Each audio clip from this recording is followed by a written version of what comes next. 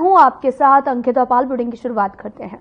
PM Narendra Modi ने उत्तराखंड को लेकर लोगों से 9 आग्रह किए हैं, जिसे लेकर उत्तराखंड के सीएम पुष्कर सिंह धामी का बयान सामने आया। सीएम धामी ने कहा कि पीएम मोदी ने उत्तराखंड की बोली भाषाओं को लेकर, पलायन को लेकर चिंता जताई है और उत्तराखंड के प्रति अपने लगाव को प्रदर्शित किया है। सीएम धामी ने कहा कि राज्य सरकार पीएम मोदी के 9 आग्रहों को विकास का मूल मंत्र मानकर आगे बढ़ेगी। साथ ही आपको यह भी बताते चले कि पीएम मोदी ने राज्य स्थापना दिवस के मौके पर अपने संबोधन में उत्तराखंड को लेकर 9 आग्रह किए थे। इसमें से 5 आग्रह उत्तराखंड के लोगों को संबोधित थे, जबकि 4 आग्रह यहां आने वाले पर्यटक और तीर्थ यात्रियों के लिए थे।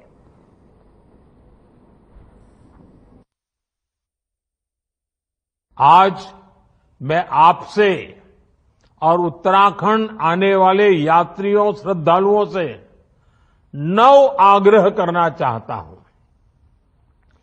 5 आग्रह उत्तराखंड के लोगों से और 4 आग्रह यात्रियों, श्रद्धालुओं से। साथियों, आपकी बोलियां काफी समृद्ध है। गढ़वाली, कुमाऊनी, जौनसारी, ऐसी बोलियों का संरक्षण बहुत जरूरी है। मेरा पहला आग्रह है कि उत्तराखंड के लोग अपनी आने वाली पीढ़ियों को जरूर ये बोलियां सिखाएं। ये बोलियां उत्तराखंड की पहचान को मजबूत बनाने के लिए भी जरूरी है।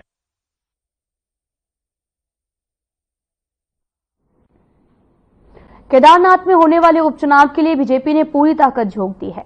विधानसभा क्षेत्र के साथ साथ प्रवासी मतदाताओं को भी बीजेपी अपने पक्ष में मतदान के लिए पूरी तरह से जोर आजमाइश कर रही है, जिसको लेकर बीजेपी प्रदेश अध्यक्ष ने खुद प्रवासी मतदाताओं की कमान अपने हाथों में थामी है। उनसे संपर्क करने के लिए वे अन्य प्रदेशों में लगातार दौरे पर हैं। साथ ही बीजेपी प्रदेश अध्यक्ष महेंद्र भट्ट ने रविवार को लुधियाना में केदारनाथ विधानसभा क्षेत्र के प्रवासी मतदाताओं से मतदान के लिए अपने बूथों पर पहुंचने का आग्रह किया है और बीजेपी की जीत दिलाने में सहयोग की अपील की है।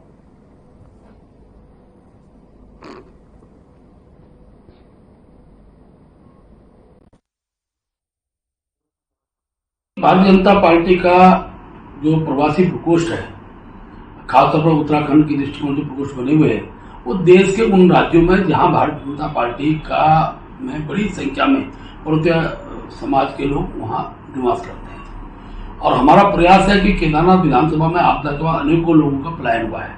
बड़ी संख्या में उनके मतदाता काम के सिलसिले में दिल्ली में है, चंडीगढ़ में है, हरियाणा में, लुधियाना में। तो हमारे जो प्रवासी कार्यकर्ता केदारनाथ विधानसभा के अंतर्गत जिनका क्षेत्र पड़ता है, ऐसे सब लोग के साथ मेरा मिलना हो रहा है। दिल्ली में मेरी बैठक हुई है, आज मैं लुधियाना आया हूं, लुधियाना के अंदर बैठक है और मैं कहता हूं बड़ी संख्या में अच्छा मतदान केदारनाथ के इस बाई इलेक्शन में हो, ये पार्टी की रणनीति का हिस्सा है। और निश्चित रूप से मैं कह सकता हूं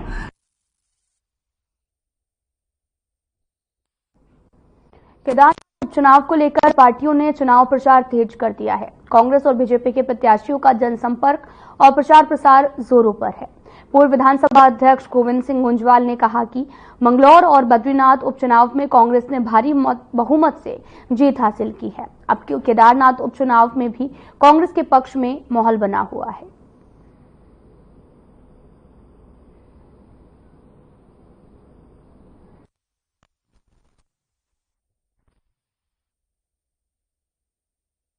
हुए हैं 2 उत्तराखंड में, हरिद्वार और बद्रीनाथ, दोनों उपचुनावों को भारी बहुमत से जो है कांग्रेस जीती है।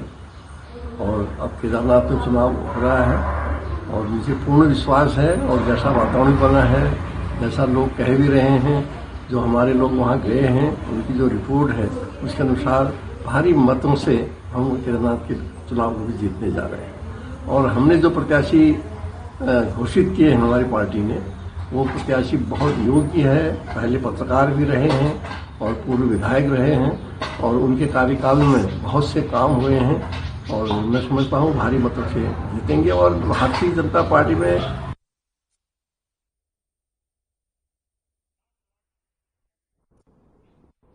राजधानी देहरादून में प्रदेश के आवास विकास मंत्री डॉक्टर प्रेमचंद अग्रवाल की अध्यक्षता में उत्तराखंड आवास एवं नगर विकास प्राधिकरण की 19वीं बोर्ड बैठक हुई है। इस दौरान बैठक में प्राधिकरण की 18वीं बोर्ड बैठक के अनुपालन के अलावा प्राधिकरण के वित्तीय वर्ष 2024-25 का बजट, राज्य स्तर पर आवास मांग सर्वेक्षण और श्रीनगर के पास से बेल केदार और बेल कंडी मार्ग के साथ लगे क्षेत्र में नवीन टाउनशिप विकसित किए जाने पर चर्चा हुई है। इस बीच आवास मंत्री डॉक्टर प्रेमचंद अग्रवाल ने कहा कि हमने निर्णय लिया है कि पौड़ी जनपद के श्रीनगर के पास में स्थित बेल केदार में टाउनशिप विकसित किए जाने के लिए हम कंसल्टेंट नियुक्त करेंगे और जो तथ्य सामने आएंगे उसके मुताबिक निर्णय लेंगे।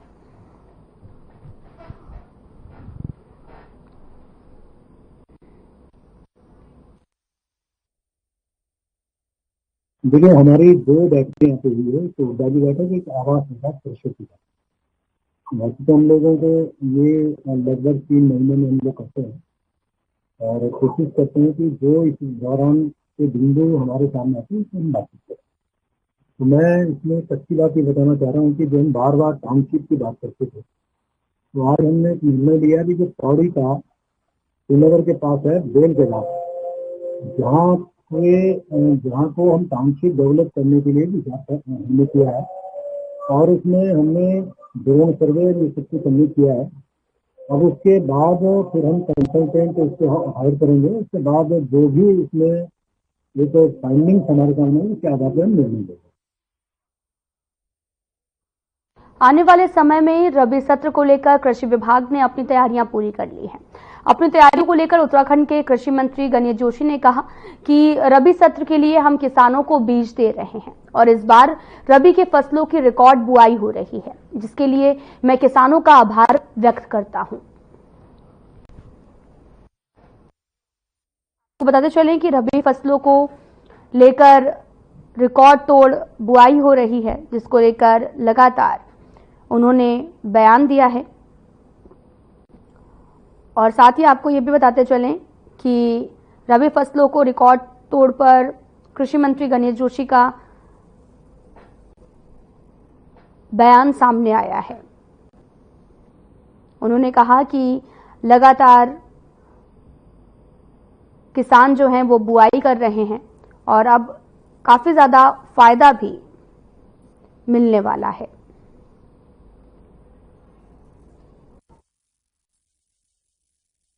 देखिए, रबी सत्र की पूरी तैयारी हमने की है। किसानों को हम बीज हम दे रहे हैं और इस बार रिकॉर्ड बुआई हो रही है। इसके लिए मैं अपने किसानों का आभार व्यक्त करता हूं और मैं आपको ये भी बताना चाहता हूं कि प्रदेश बनने के बाद हमारा कृषि का क्षेत्रफल घटा है 2 लाख हेक्टेयर, लेकिन हमारा उत्पाद 3 लाख टन बढ़ा है। इस बात का प्रतीक है कि हम कृषि के क्षेत्र में हमारी सरकार कितना अच्छा काम कर रही है।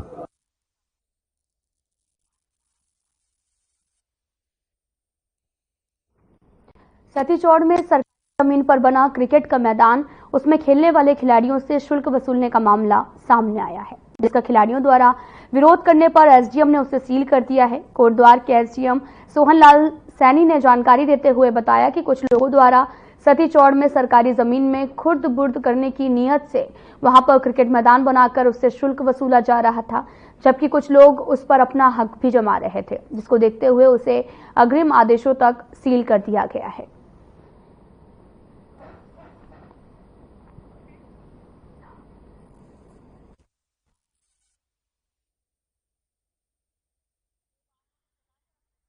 खिलाड़ियों से शुल्क वसूलने का ये पूरा मामला सामने आया, जहां पर असामाजिक तत्व जमा हो रहे थे और अपने हक को लेकर लगातार मांग कर रहे हैं। खिलाड़ियों से शुल्क वसूलने का लगातार आरोप भी लग रहे हैं। सरकारी जमीनों पर क्रिकेट मैदान बना दिया गया है। तस्वीरें भी आपको दिखा रहे हैं जहां पर सरकारी जमीन पर क्रिकेट मैदान बना। पूरा मामला कोटद्वार से सामने आया, जहां पर असामाजिक तत्व जमा होकर अपना हक भी जता रहे हैं। ऐसा है कि जो मैदान है वो मैदान हमारा श्रेणी 6-1 का मैदान है, जो कि नदी श्रेणी में आता है और वो गवर्नमेंट की लैंड है। उसमें हो ये रहा था कि पिछली बार से पब्लिक खेल रही थी, तो उसमें किसी को कोई आपत्ति नहीं है। लेकिन कुछ व्यक्ति उसमें जो है पैसे का जो है लेन देन कर रहे हैं और फिर वहां मैच करा रहे हैं। उत्तराखंड राज्य अपनी सांस्कृतिक विरासत के लिए एक अलग पहचान रखता है। यहाँ पर बड़े ही धूमधाम से लोक पर्व और सभी त्योहारों को मनाया जाता है। ऐसा ही एक त्योहार है इगास, जो कि यहाँ पर एक लोक पर्व है।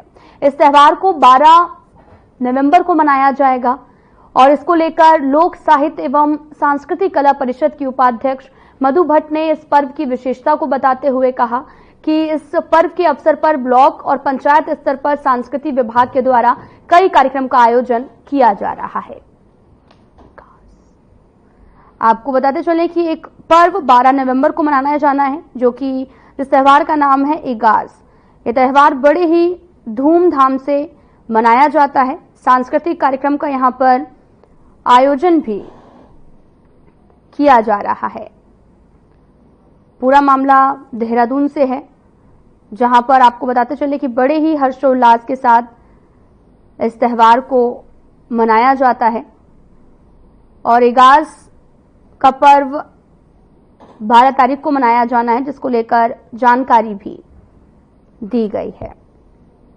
आपको बताते चलें कि उत्तराखंड की देखिए, इगास हमारा बहुत ही एक लोक पर्व है और इगास को लेकर संस्कृति विभाग के माध्यम से जगह जगह हमारे जो है मेले लगते हैं और उस जो हमारा खान पान होता है अरसे रोटाना, यहाँ की जो पहाड़ी शैली में लोग अपने गांव की तरफ जाते हैं और गांव में जो हमारे जो मैं कहूँगी ये जो चीड़ की लकड़ी से छिल्ले बनाते, छिल्ले से और फैलो खेलने का जो प्रचलन है, सब लोग गांव वाले इकट्ठे होकर रात्रि के समय में जो बुरी शक्तियां होती हैं वो दूर भागती हैं और बहुत ही हर्षोल्लास के साथ उस त्योहार को मनाते हैं। और संस्कृति विभाग ने जितनी भी हमारी जो टीमें हैं,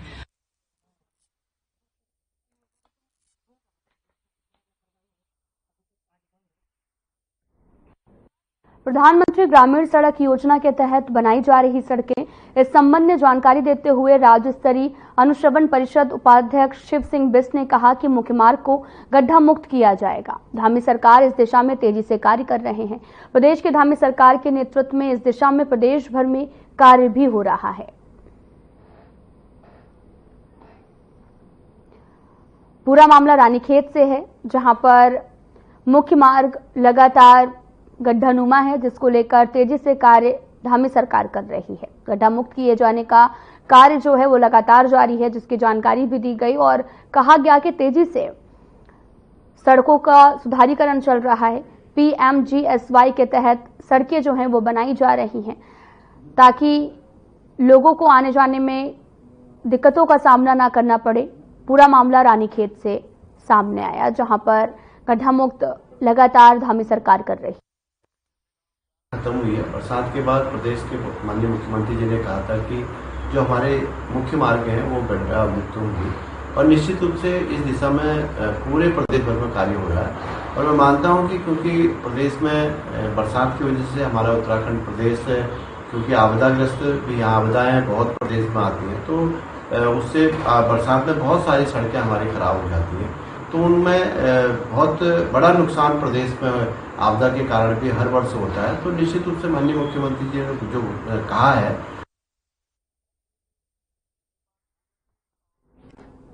महाराष्ट्र में विधानसभा चुनाव को लेकर सरगर्मी तेज हो गई है।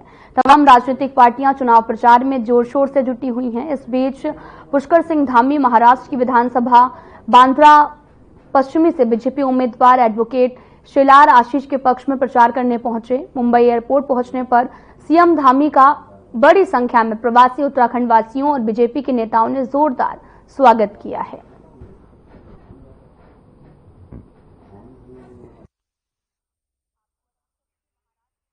कि सनातन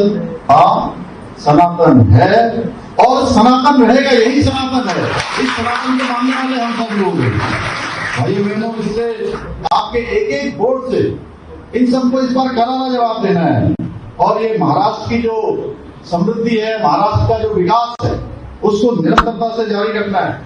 अभी भाई महेंद्र गोसाई ने कहा कि अभी 2 दिन पहले हमने पूरे प्रदेश के प्रवासी उत्तराखंडी भाई बहनों का देहरादून में सम्मेलन रखा था, पूरे दिन भर का सम्मेलन रखा, रात तक बहुत बड़ी संख्या में पूरे देश भर के लोग आए।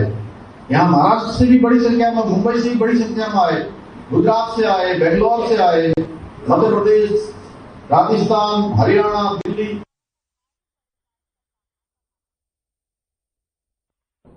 सीएम पुष्कर सिंह धामी ने परेड ग्राउंड देहरादून में आयोजित राज्य स्तरीय युवा महोत्सव 2024-25 का शुभारंभ किया है। इस अवसर पर सीएम धामी ने 87 करोड़ की कुल 6 योजनाओं का लोकार्पण किया। उन्होंने राज्य स्तरीय पिट्ठू प्रतियोगिता का भी शुभारंभ किया। इसके साथ ही राष्ट्रीय खेलों के लिए national games Uttarakhand volunteer portal का शुभारंभ भी सीएम धामी ने किया है।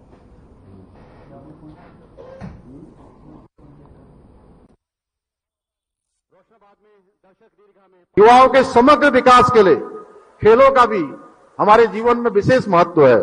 इसलिए हमारी सरकार ने राज्य में खेल के बुनियादी ढांचा को मजबूत करने के लिए विशिष्ट खेल नीति भी बनाई है। 4% का हमने कोटा भी निर्धारित किया है।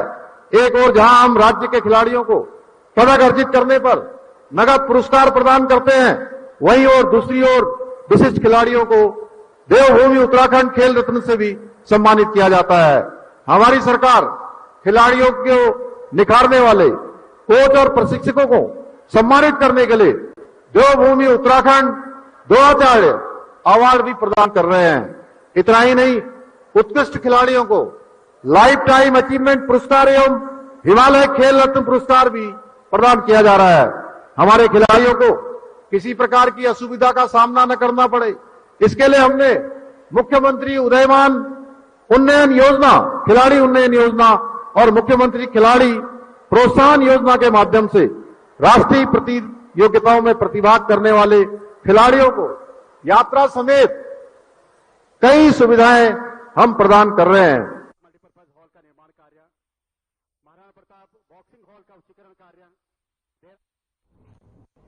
सीएम पुष्कर सिंह धामी ने विधानसभा परिसर भराड़ीसैंण से पूरे प्रदेशवासियों को उत्तराखंड राज्य निर्माण के 24 साल पूरे होने और रजत जयंती वर्ष के शुभारंभ अवसर पर हार्दिक बधाई एवं शुभकामनाएं दी हैं। और मुख्यमंत्री ने देश के लिए सर्वोच्च बलिदान देने वाले वीर जवानों एवं राज्य निर्माण के सभी अमर शहीदों को श्रद्धांजलि अर्पित करते हुए सभी राज्य आंदोलनकारियों को श्रद्धापूर्वक नमन करते हुए सम्मानित किया है।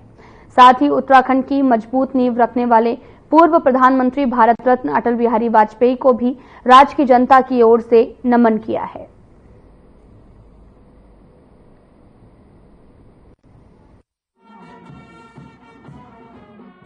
राज्य स्थापना दिवस के शुभ अवसर पर हमारे प्रदेश के यशस्वी मुख्यमंत्री आदरणीय पुष्कर सिंह धामी जी ने हम सब की मांगों को पूरा करते हुए, जो हमारी वर्षों से जो इस क्षेत्र की मांग थी, हमारी माताओं की मांग थी, पहाड़ की मांग थी, हमारे युवाओं की मांग थी, हमारे गौरव सेनानियों की जो मांग थी, हमारे युवाओं की जो मांग थी, इस शिमली में जो कि जिले का केंद्र बिंदु है, वहां पर बेस अस्पताल बनना चाहिए। और बड़े आज खुशी के साथ मैं इस बात को कह रहा हूं कि आज पुष्कर सिंह धामी जी ने हमारे विधानसभा के विधायक श्री अनिल नौटियाल जी के द्वारा आज हमारी मांग पूरी कर ली गई है। हमारा राज्य 25वें वर्ष में प्रवेश कर रहा है और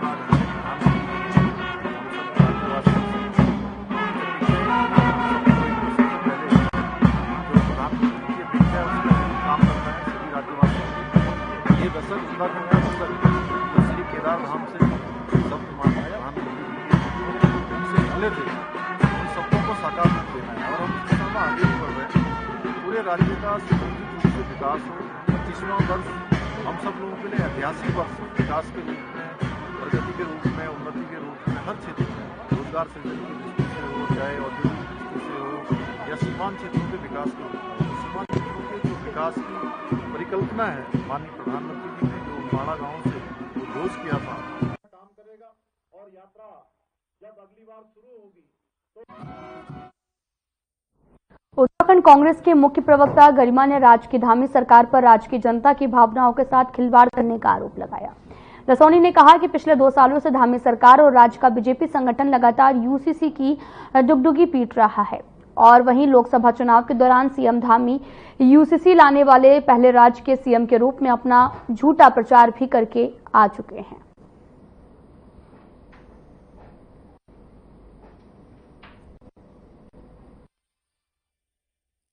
इसलिए क्योंकि पिछले 2 साल से लगातार राज्य सरकार राज्यवासियों की भावनाओं के साथ खिलवाड़ करते हुए ये कह रही है कि यूसीसी राज्य स्थापना दिवस के दिन, यानी कि जब हम रजत जयंती मना रहे होंगे, 25वें साल में प्रवेश करेंगे स्थापना दिवस के, उस दिन सौगात दी जाएगी। और आज उत्तराखंड देवभूमि का स्थापना दिवस है, लेकिन यूसीसी लागू नहीं की जा सकी।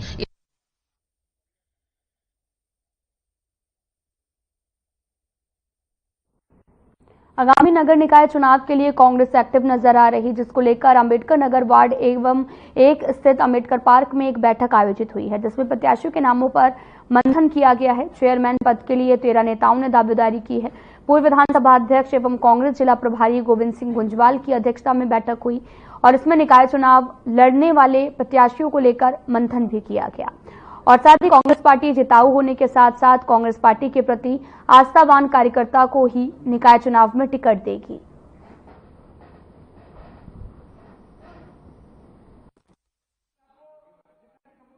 देखिए, निकट भविष्य में कभी भी चुनाव हो सकते हैं।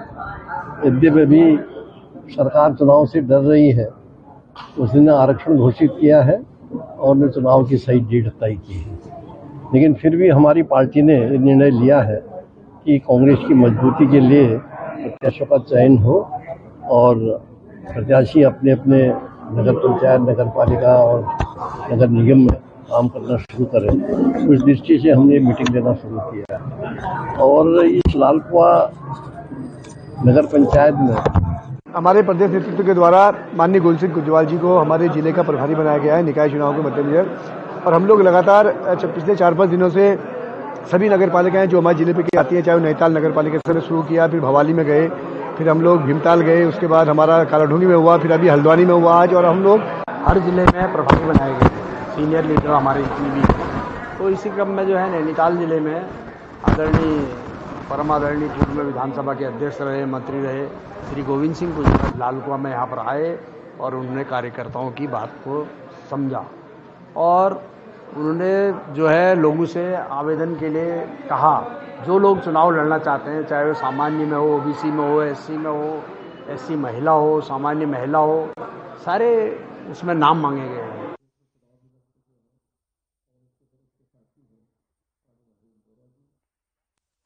सरकार ने समान नागरिक संहिता अधिनियम के प्रभावी क्रियान्वयन के लिए पूर्व आईएएस शत्रुघ्न सिंह की अध्यक्षता में 4 सदस्यीय क्रियान्वयन समिति का गठन किया है, जिसे राज्यपाल ने भी स्वीकृत किया। ये समिति यूसीसी लागू करने से संबंधित विभागों के वरिष्ठ अधिकारियों कर्मियों के प्रशिक्षण, मार्गदर्शन पोर्टल आदि में मार्गदर्शन और परामर्श सहायता देगी।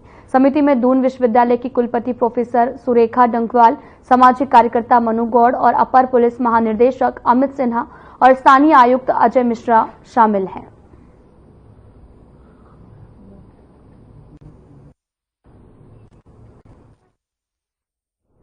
देहरादून के तत्वाधान में विकास खंड सल्ट में ब्लॉक स्तरीय खेल महाकुंभ 2024 का आयोजन हुआ है। राजकीय इंटर कॉलेज देवालय के भव्य खेल मैदान में संपन्न हुआ, जिसमें अंडर 14 और अंडर 17, अंडर 20 में दूसरे दिन कबड्डी और खो खो की प्रतियोगिताएं आयोजित हुई हैं। नोडल अधिकारी खेल महाकुंभ दिनेश चंद्र फुलोरिया और कार्यक्रम संयोजक मोहन सिंह रावत, डॉक्टर अनुराधा ने दीप प्रज्वलित करके कार्यक्रम की विधिवत कार्यक्रम का शुभारंभ किया है।